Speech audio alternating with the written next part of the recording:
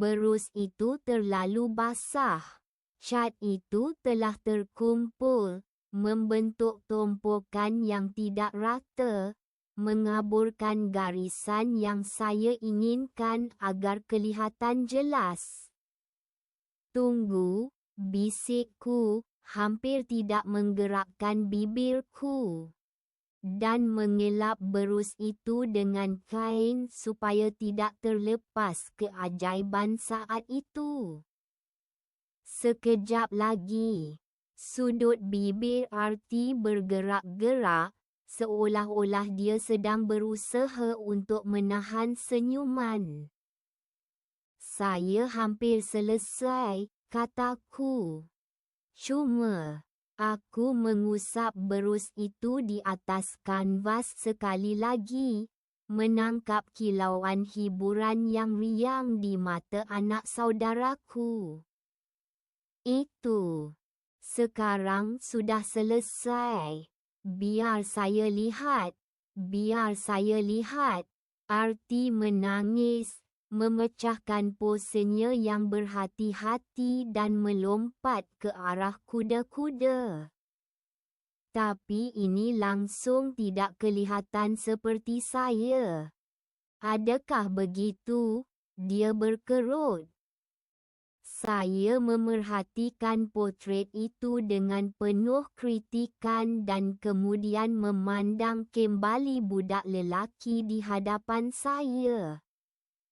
Rambut tebal dan gelap yang beralun seperti rambut saya dan kebanyakan tauma, dan hidung mancung ayahnya. Saya rasa dia mirip dengannya. Begitu juga, kata satu suara di belakang kami. Ibu, seru Arti sambil bergegas memeluknya. Boleh saya pergi sekarang? Camilla mengangkat keningnya, meminta izin saya. Saya meletakkan palet saya dan mengangguk. Ya. Camilla cepat-cepat mencium ubun-ubunnya, dan Arti berlari keluar ke lorong. Kini dia akhirnya dapat melepaskan tenaganya yang terpendam. Bagaimana keadaannya? Tanya Camilla. Memasuki bilik lukisan biru untuk memeriksa potret itu dengan lebih teliti. Matanya yang berwarna madu tidak terlepas pandang sebarang perincian.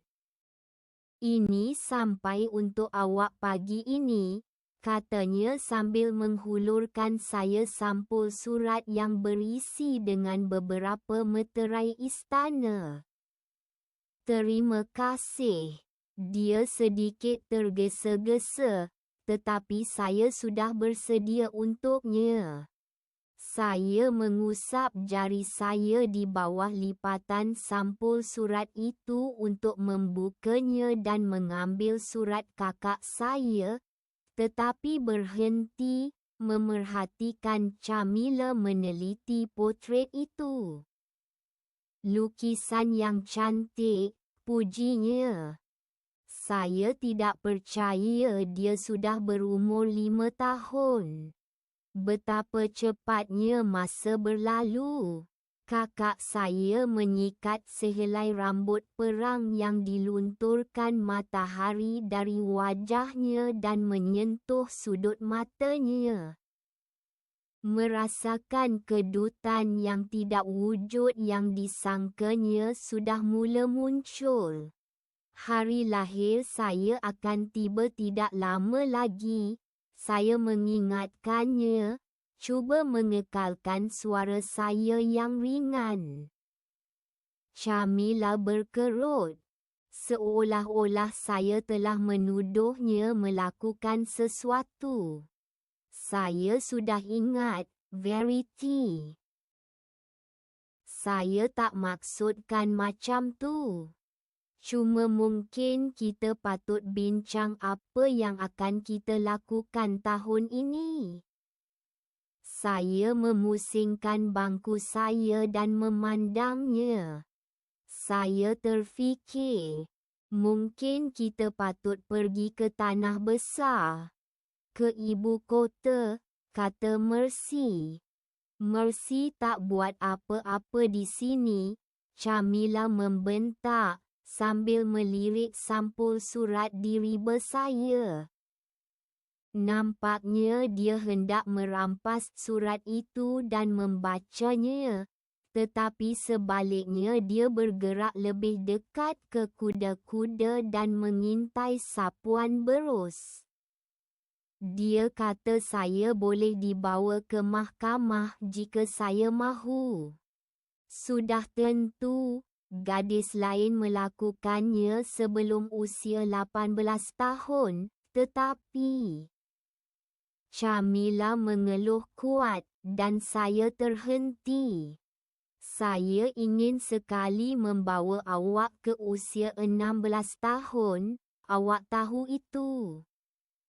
Ya, tetapi saya berada di Hesperus membantu Anali menjaga bayi, sambung saya, hafal semua alasannya. Tetapi tahun lepas, kami sedang mengubah suai sayap timur. Ini bukan masa terbaik untuk perjalanan yang jauh dan mahal. Saya tahu, jawab saya sambil menyelipkan sehelai rambut ke belakang telinga saya. Camille sudah bersedia untuk bertengkar, dan jika dia mula membentak, saya tidak akan dapat mengendalikannya. Saya tahu. Tetapi sekarang, rumah itu telah diubah suai. Anak-anak sudah cukup besar untuk melancong. Saya pasti mereka akan gembira melihat Archan. Camille menggelengkan kepalanya dan melangkah menjauhi kanvas, memandang sekeliling bilik. Seolah-olah mencari sesuatu untuk dibaiki. Akhirnya, dia pergi ke katil bayi dan menggebukan bantal sehingga ia menyerupai merang. Oh, tidak. Kami pasti tidak akan membawa anak-anak bersama kami. Mereka akan tinggal bersama pengasuh, sudah tentu. Saya menahan nafas, dan harapan melonjak dalam diri saya, seperti orang lemas melihat rakit penyelamat. Jadi kita semua boleh pergi. Bayangkan betapa seronoknya nanti, Camilla. Kita belum pernah ke tanah besar sejak Mercy berpindah ke istana. Anali mungkin akan datang juga. Dan saya pasti Ona mahu turut serta. Faurecia tidak begitu jauh dari ibu kota, dan mungkin juga Lenore. Saya teragak-agak, seperti selalu apabila perkara itu dibangkitkan.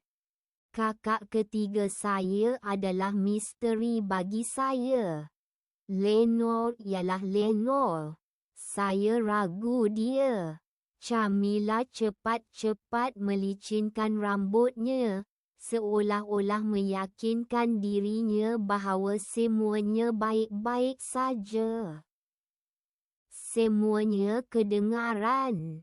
Ya, ia mungkin agak menyenangkan, dia mengakui. Tetapi hari lahir awak minggu depan. Kita tidak akan mempunyai masa untuk bersiap secepat itu. Walaupun dengan gunting rambut terpantas, ia akan mengambil masa sekurang-kurangnya sehari untuk sampai ke sana. Mungkin kita boleh memikirkan sesuatu pada musim luruh. Sehingga ombak besar. Saya serta-merta hilang semangat. Kami tidak dapat memikirkan apa-apa. Cuaca akan menjadi buruk. Si kembar akan jatuh sakit. Pada masa itu, Camilla akan mempunyai berpuluh-puluh alasan yang mana saya tidak dapat membantahnya kerana dia lebih tua, lebih bijak dan seorang bangsawan. Saya mungkin boleh berdebat dengannya jika hanya dua faktor pertama yang ada, tetapi gelarannya telah mencipta kesan yang begitu hebat, seperti sebuah kubu yang kukuh di puncak bukit. Dengan dinding batu yang bergerigi dan parit, Camilla menghampiri tingkap tinggi yang menghadap Sultan. Siluetnya tersergam indah di landskap yang suram, dan saya benar-benar ingin melakarnya. Saya sudah dapat membayangkan garisan panjang pertama dengan lengkungan lembut, menggemakan kontur gaun ungunya.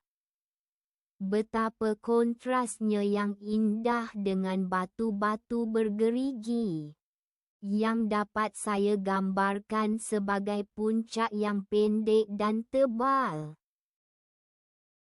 Kita masih patut meraihkannya, kata Camilla akhirnya. Mungkin kita patut makan malam untuk meraihkannya. Saya sangat terkejut sehingga tidak dapat memikirkan jawapan. Jika Camilla telah membuat keputusan, mengubah fikirannya adalah lebih sukar daripada melepaskan teritip dari pemecah ombak. Apa pendapat awak? Dia bertanya. Berpaling kepada saya dengan pandangan yang dingin dan tenang. Saya rasa itu kedengaran hebat. Berapa ramai orang yang boleh kita jemput? Mercy kata puteri-puteri pasti suka berkunjung. Musim bunga adalah masa yang sesuai untuk melihat Highmore.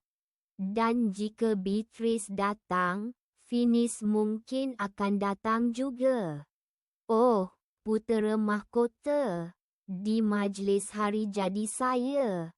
Hati saya berdebar-debar. Saya teringat bagaimana Mercy menggambarkannya. Mereka kata dia gila menari. Mungkin kita patut adakan majlis tarian. Tidak terlalu formal, sudah tentu. Saya tahu betapa menyusahkannya. Tetapi mungkin. Cukup. Camilla tiba-tiba mengganggu lamunanku. Awak dah keterlaluan, Verity. Tidak, sungguh, aku meyakinkannya, walaupun dadaku masih terasa panas. Imajinasiku sering melayang ke hadapan. Seperti anak kuda muda yang ingin berlari kencang, tetapi kakinya tidak dapat mengimbanginya. Muka awak merah, Camilla perasan. Maaf, saya tidak bermaksud untuk mengelirukan awak. Saya tidak bermaksud sambutan besar-besaran, tetapi lebih kepada makan malam keluarga. Sesuatu yang selesa untuk keluarga. Tukang masak itu benar-benar ingin mencuba beberapa resipi baharu dengan sayur-sayuran musim bunga. Kami akan makan. Dan, sudah tentu, Anali dan Cassius. Ah, ya. Sudah tentu, aku tergagap-gagap, merajuk. Camilla berjalan ke rak buku dan berhenti di hadapan potret kecil semua adik-beradik perempuan kami. Hampir semuanya. Hanya ada 8 orang kami ketika itu. Pada asalnya kami berjumlah 12 orang, tetapi 3 adik perempuan sulung, Ava, Octavia, dan Elizabeth, meninggal dunia seorang demi seorang selepas ibu saya meninggal dunia ketika melahirkan saya. Kemudian, 3 tahun kemudian, Eulalia meninggal dunia. Dia jatuh dari tebing yang kini sedang diperiksa oleh Camille. Beberapa bulan kemudian, kembar 3 itu, atau lebih tepat lagi, 2 daripada kembar 3 itu, telah tiada dalam kemalangan lain. Rosalia dan Ligeia. Mereka meninggalkan Lenore sendirian. Saya baru berusia 6 tahun, dan saya tidak ingat kematian mereka. Saya hanya dapat memerhatikan akibatnya. Lenore tenggelam ke dalam lubuk fikirannya dan menjadi hantu hidup. Matanya kosong dan bibirnya tertutup selama-lamanya. Kemudian, Papa dan Morella, ibu tiri saya. Kebakaran dahsyat berlaku yang membakar hampir seluruh rumah agam itu. Saya mungkin teringat malam itu. Mereka mengatakan terdapat ribut salji yang dahsyat, yang paling teruk pernah dilihat dalam sejarah pulau-pulau itu. Tetapi tiada apa yang tinggal dalam ingatan saya. Ingatan pertama saya, hari yang cerah di Hesperus, sebidang tanah terkecil dan paling terpencil di rantaian Salt Isles. Tempat tinggal kakak kedua sulung dan penjaga rumah api, Anali. Saya, bersama 2 adik perempuan lain, Honor dan Mercy, menghabiskan sebahagian zaman kanak-kanak saya di sana semasa Highmore sedang dibina semula. Camilla berkeras untuk memelihara seberapa banyak elemen lama bangunan itu, kerana ia telah terbukti kebolehpercayaannya. Selebihnya telah dipulihkan kepada rupa asalnya, sehingga kebutiran terkecil, melalui usahanya. Dinding kelabu muda setinggi 4 tingkat. Bumbung gable hijau. 2 bangunan luar yang besar. Taman musim sejuk dengan pokok palma dan kolam yang dipenuhi dengan ikan kap. Dan dewan tarian yang megah dan berkilauan, yang hampir tidak pernah digunakan. Mereka mengatakan semuanya sama seperti zaman kanak-kanak saya, walaupun saya sendiri tidak mengingatinya. Camille dan Anali berpendapat adalah satu perkara yang baik saya tidak mempunyai kenangan tentang masa-masa gelap dan sedih itu. Mereka sendiri ingin melupakan betapa banyak kesakitan yang ditanggung oleh keluarga kami. Tetapi kehilangan ingatan ini masih sangat mengganggu saya. Wajah ayah, ibu, dan ramai adik-beradik perempuan saya menghantui saya, walaupun saya langsung tidak mengingati mereka semasa mereka masih hidup. Potret mereka ada di mana-mana di rumah agam itu, di dinding, rak, meja, dan setiausaha. Saya terlalu muda untuk mengingati senyuman Eulalia yang menawan dan menawan atau rona kemerahan rambut kerinting Rosalia yang menakjubkan. Tetapi saya boleh melakarnya dengan tepat dengan pantas. Saya hafal setiap profil dan lengkungan kening. Aku tahu bagaimana ayah menundukkan kepalanya sambil berfikir dan bagaimana mata ibu berkilauan, tetapi aku tidak ingat suara mereka atau bagaimana mereka menghirup kopi semasa sarapan. Adakah ayah dan aku merenung awan sambil berbaring di halaman pada hari-hari yang panas dan cerah? Adakah adik-beradik perempuanku bermain air di ombak lembut di pantai utara? Adakah mereka berbaring di bawah sinar matahari, meregangkan kaki mereka, begitu putih sehingga kelihatan seperti melawan pasir hitam? Aku selalu menganggap rumah ini penuh dengan hantu. Bukan roh berjubah putih dan rantai, aku bukan bercakap tentang kisah dongeng, tetapi kenangan yang dicuri.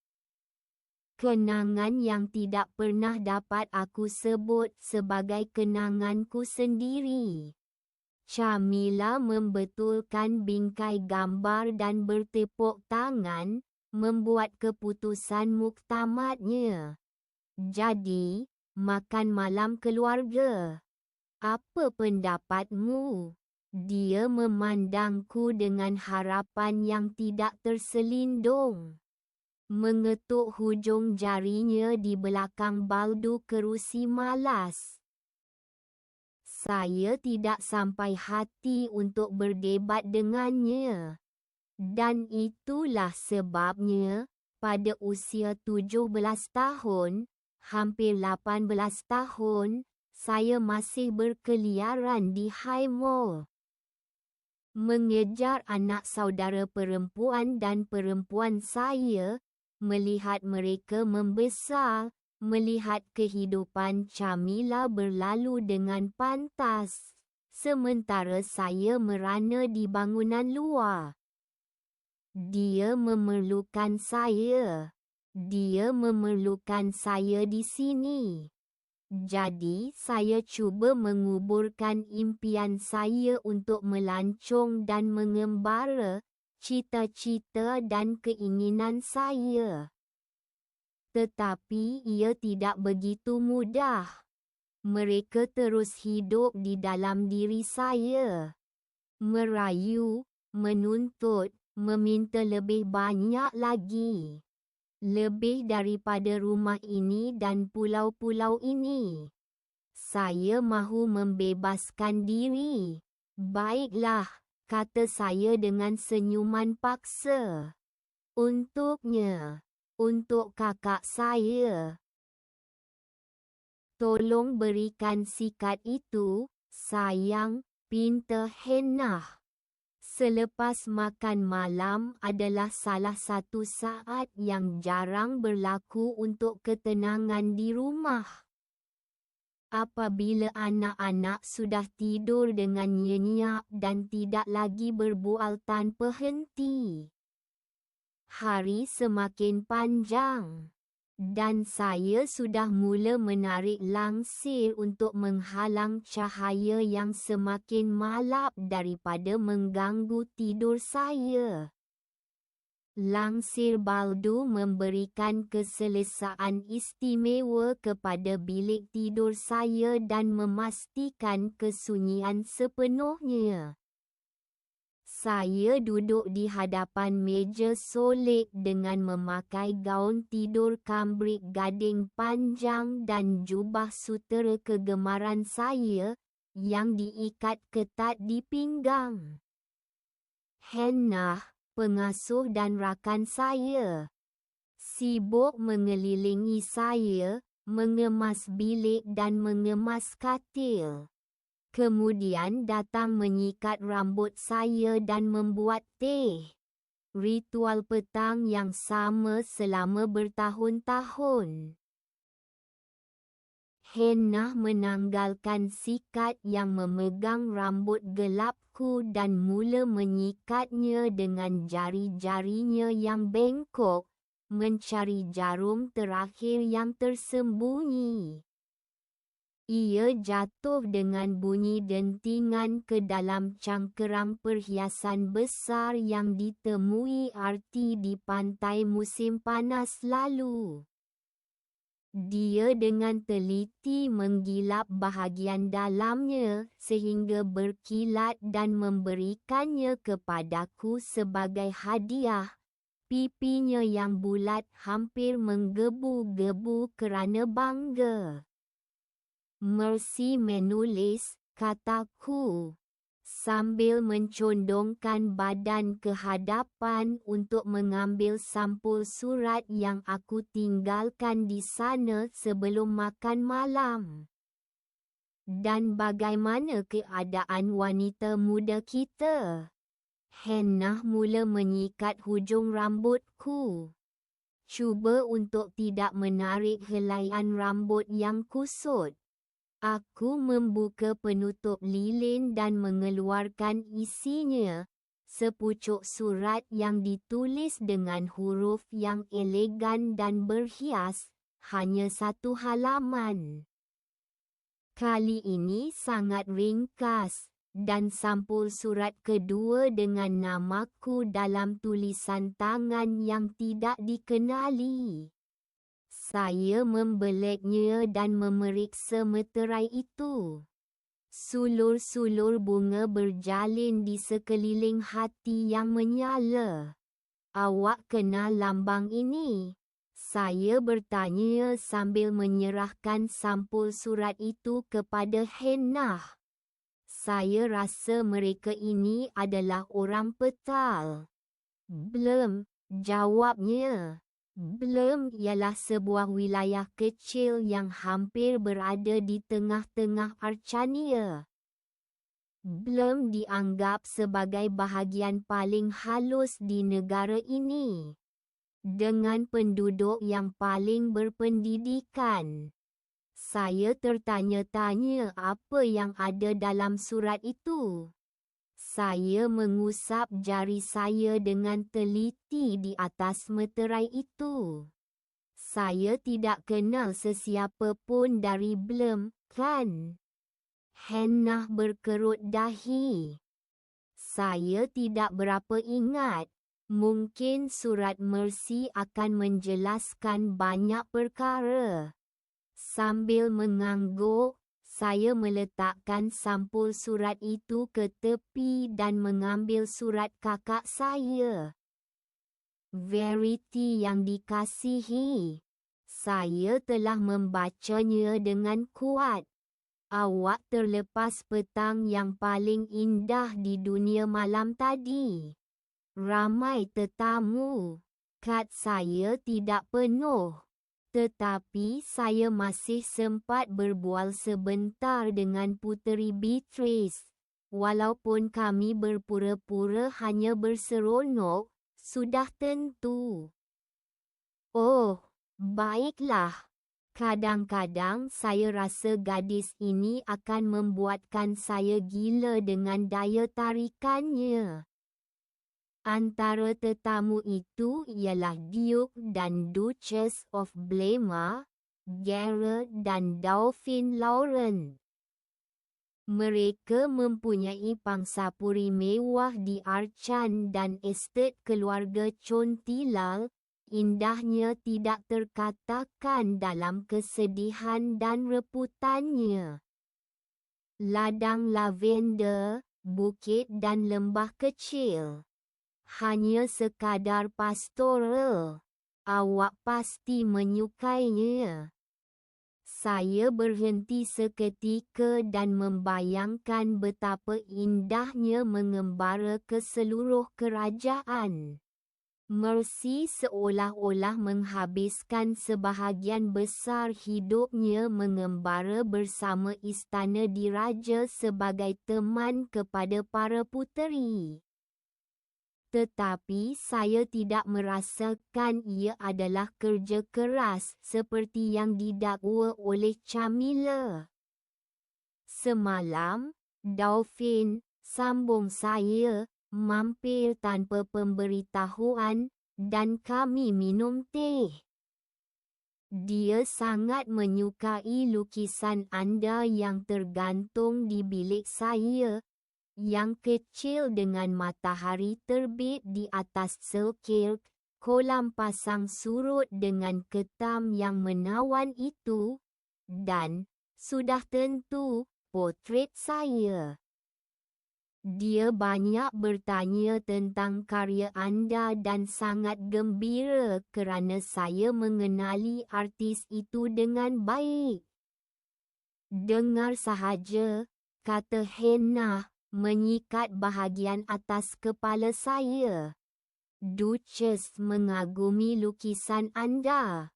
Saya menutup mata, menumpukan perhatian seketika pada sentuhan lembutnya, dan kemudian terus membaca. Semasa makan malam, saya duduk di sebelah Duke, seorang lelaki tua yang menyenangkan, dan dia bertanya sama ada saya boleh memberikan surat ini daripada Dauphin. Rupa-rupanya, mereka ingin menghantar komisen kepada anda, saudariku. Betapa menggembirakannya. Terimalah, sudah tentu, dan jangan lupa singgah di ibu kota dalam perjalanan. Saya merindui anda dan bermimpi untuk memperkenalkan anda kepada rakan-rakan terdekat saya. Datanglah segera. Dengan penuh kasih sayang. Mercy. Dengan komisen. Hannah mengulang dengan penuh pemikiran. Dia meletakkan sikatnya dan mula mengepang rambutnya. Peliknya, gumam saya, dengan penuh rasa ingin tahu. Saya tidak pernah menerima surat daripada sesiapa pun kecuali saudara mara sebelum ini. Merasai meterai ungu itu sekali lagi, saya memecahkannya dan membuka sampul surat itu. Kertas tebal dan berkrim, berbingkai emas mawar, kelihatan jauh lebih cantik daripada surat Mercy yang biasa. Surat Duchess ditulis dengan kaligrafi yang elegan. Dan apa yang paling mengejutkan saya ialah dakwat berwarna orkid. Cik Fauman yang dihormati, saya mula, sambil memegang surat itu lebih dekat. Aroma bunga yang menyelerakan meresap ke seluruh bilik. Oh, kertas wangi. Pertama sekali, izinkan saya memperkenalkan diri. Saya Lady Dauphin Lauren, Duchess of Blema. Saya mengenali kakak anda Mercy dan berharap dapat berkawan dengan anda.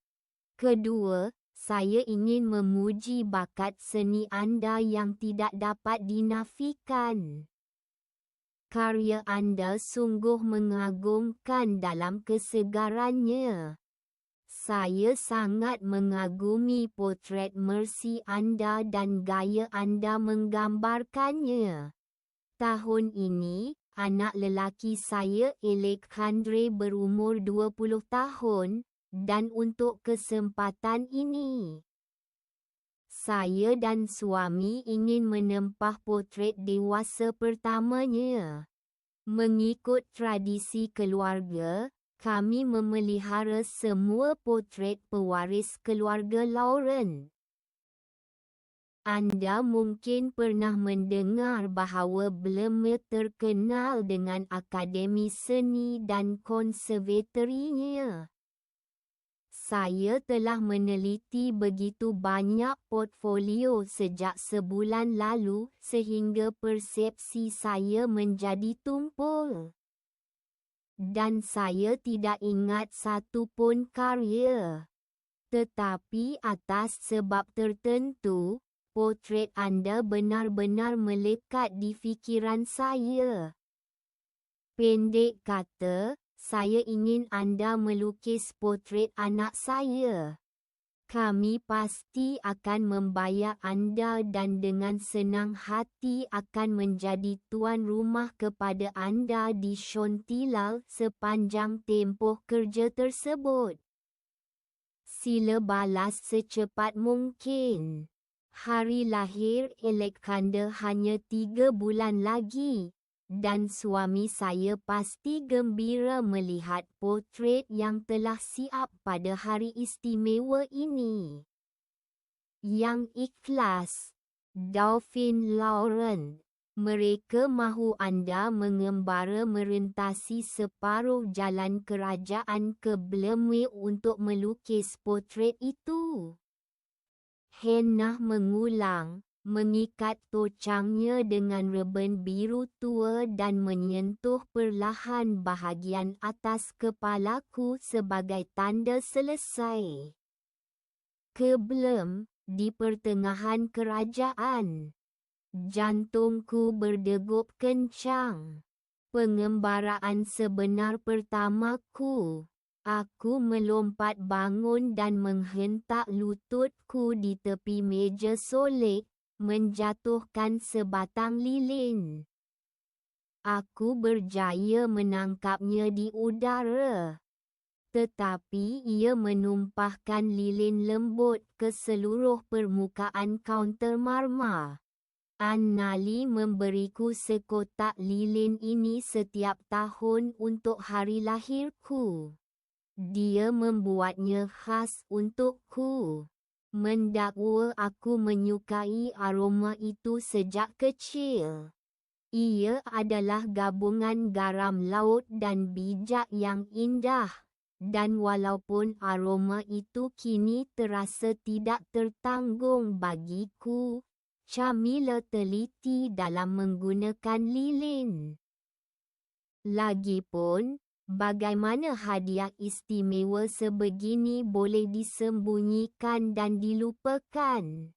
Aku mesti menjawab sekarang, aku menyatakan dengan tegas, menuju ke meja kecil di tepi pendiang api. Saya duduk di meja, mengeluarkan sehelai kertas dan bekas dakwat. Kertas saya sememangnya tidak setanding dengan surat-surat yang saya terima. Camilla telah membelinya di salah sebuah kedai di Austria. Helaian-helaian yang berwarna kehijauan dan berbutir, yang jarang diselitkan dengan gentian tumbuhan, diperbuat daripada rumpai laut. Ia sangat sesuai untuk tugas biasa saya menulis surat kepada adik-beradik perempuan saya, menconteng dengan si kembar atau arti. Tetapi sekarang saya mengusap permukaan kertas yang kasar dan tertanya-tanya sama ada saya harus mencari sesuatu yang lebih halus untuk dibalas. Adakah awak pasti ini idea yang baik? Hannah bertanya sambil membancuh teh. Awak tahu, kakak awak mungkin akan mempunyai pendapatnya sendiri tentang ini. Mengenai semua ini. Oh, saya pasti dia akan, jawab saya. Dan dengan yakin mula menulis. Kertas itu tidak penting. Apa yang penting ialah isinya. Seperti biasa, Hannah membawa secawan teh kayu manis dan bersandar di kerusinya untuk mengintai dari belakang bahu saya. Saya tidak berpaling, tetapi saya merasakan pandangannya tertumpu pada saya. Baiklah, dia akhirnya berkata. Itulah dia. Saya menulis nama saya, dan pen itu berderit dengan gaya saya. Seolah-olah mengesahkan kepentingan saat itu. Minggu depan saya akan berumur 18 tahun. Saya akan menjadi dewasa. Camilla tidak akan dapat mengawal setiap pergerakan saya lagi. Dan jika orang-orang yang baik hati dan dihormati ini ingin menjemput saya ke rumah mereka, jika mereka ingin membayar kerja saya setuju. Lagipun, saya tidak boleh menjalani seluruh hidup saya di rumah kakak saya.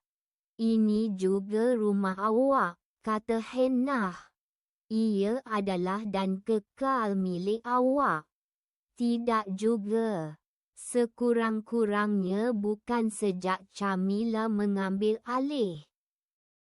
Saya pun tak ingat macam mana keadaannya dulu, balas saya, walaupun Hannah sudah tahu.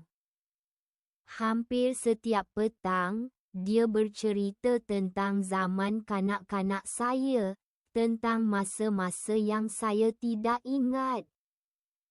Kami duduk di sofa kecil, minum teh, dan saya mendengar ceritanya. Saya adalah penjaga terakhirnya di High Mall. Mercy dan Honor telah mengisytiharkan diri mereka terlalu tua untuk memerlukan pengasuh. Dan Marina, Elodie, dan Artie dijaga oleh pengasuh lain bernama Kelabeth, jauh lebih muda daripada Hannah. Camilla pernah memberitahu saya bahawa dia tidak mahu anak kembar kecil itu terikat dengan Hannah yang tua dan lemah, dan kenangan zaman kanak-kanak mereka dibayangi oleh kepahitan kehilangan. Memandangkan zaman kanak-kanak kami, saya faham keinginannya untuk melindungi anak-anak daripada kesakitan yang terpaksa kami tanggung. Selain itu, saya sangat gembira kerana Hannah kini hanya mempunyai saya untuk dijaga. Bayangkan betapa indahnya di sini tanpa saya, kataku, cuba berpura-pura gembira. Apa lagi yang boleh dia lakukan dengan masanya? Camilla hanya membiarkannya bersama kerana bersyukur atas khidmatnya selama bertahun-tahun. Baru sekarang aku terfikir bahawa Hannah pasti kecewa kerana aku menerima pesanan itu tanpa berfikir panjang, tanpa berunding dengannya. Akhirnya kau dapat berehat dan memulakan sulaman yang kau bicarakan. Hannah suka menjahit dan sentiasa berbangga dengan bakatnya dalam kerja sulaman, tetapi dengan segala kerumitan menjagaku. Dia hampir tidak pernah mempunyai masa lapang. Aku akan segera kembali. Lagipun, kita tidak akan mengucapkan selamat tinggal selama-lamanya. Hannah tergelak kecil dan berpaling kembali ke troli hidangan. Mungkin tidak. Sekarang setelah awak selesai membaca surat awak, Saya boleh ceritakan kisah bagaimana Annali mengheret seluruh tentera penyu laut ke bilik mandi di tingkat bawah. Penyu laut di dalam bilik mandi. Saya ulang dengan penuh keheranan, mengekorinya ke sofa. Saya hafal cerita itu, tetapi saya selalu berpura-pura tidak pernah mendengarnya sebelum ini. Bagaimana dia boleh terfikir begitu?